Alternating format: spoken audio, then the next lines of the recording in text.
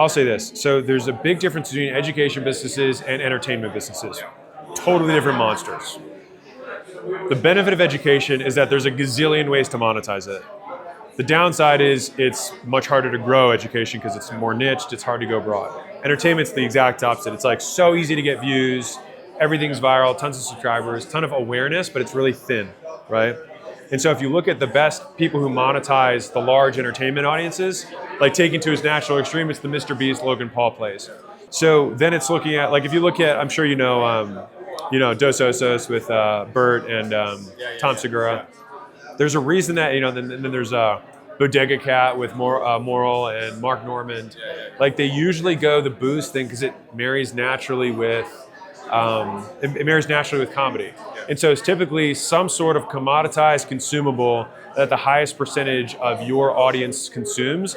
And if they're like, well, if I'm gonna buy one, I might as well buy Zach because I like Zach.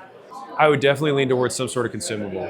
Like there's a reason, Beast just went into Lunchly, right? You just do is like, okay, well they're printing $2 billion a year with $1 billion in profits on this product, and here's all the SKUs. I have distribution in Walmart. I'm just gonna fucking put mine right next to it and immediately go to $1 billion a year. And so you have not Mr. Beast recognition, but you have decent recognition. So the thing is like short term, you'll have to sell direct to consumer and via affiliates and the other people.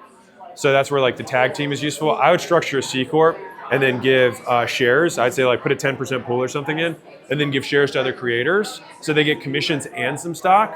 Because they'll usually, like, no one wants to just be your affiliate. They want to be a co-owner. But they usually don't need to be huge, they don't need to be partners. So it's like just issue some shares, give them their commission on top of that. So you're getting paid and you're getting a slug at the outside. That'll usually get lots of people to lock in. And make the agreements that no one who is a part of the C Corp can compete with customers who would otherwise be customers of the C Corp. And then that'll also lock them, because of the shares you gave them, to not marketing any other stuff. So it's really like you have two paths, at least that I'm hearing. It's like, how do I monetize my audience? And then how do I monetize my experience monetizing my audience? This one I love a lot. This one I would want to go after some consumable, just in terms of talking strategy. And if you had to pick one, which one do you feel like you're better at? If you feel like you've really well monetized every aspect of your brand, minus because they're not even necessarily mutually exclusive, because if you have a partner who can do the physical products aren't too tough to figure out. Once you have a good partner, then that can just be another product that you have in the suite that you can get all of the people on the media side to then promote on the back end. Because then it's like, not only are you getting shares, and I'm gonna get you brand deals, I also have a couple of SKUs that you'll get way better commissions on than anything else. The tough part is like, do I want to be Zach, the businessman who owns the media thing? Which long-term, that means you just like depress all the stuff you're doing. Like look at Jay-Z, it's like he doesn't put that much stuff out now because he's got a label and he's got all the horses in the stalls for it. And so it's just, I think it's much more, not a right path, but which one's the right one for you?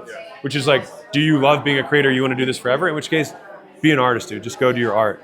If you feel like your art is business, like for me, my art is business. I do this content because it's part of the game I'm playing in, but business is my game.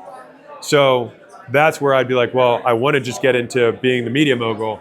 And I know that to replace my income of my creatorship, I can go 80-20, keep 80% of my revenue with 20% of the work, use the other 80% to then build this empire and just have enough that I have proof that I know what I'm doing.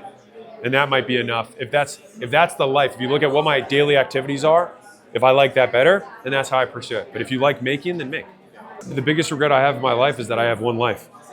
There's so many businesses that I want to build that I'm like, oh my God, that would be amazing. But it's like, once you realize how much work it takes to make anything really work and really go big, you realize you only have like 4 shots in your life. It's like I got 4 7 to 10 year cycles. That's it. And so it's like, you have the punch card and you're like, I got to make sure I'm using it on the best bet.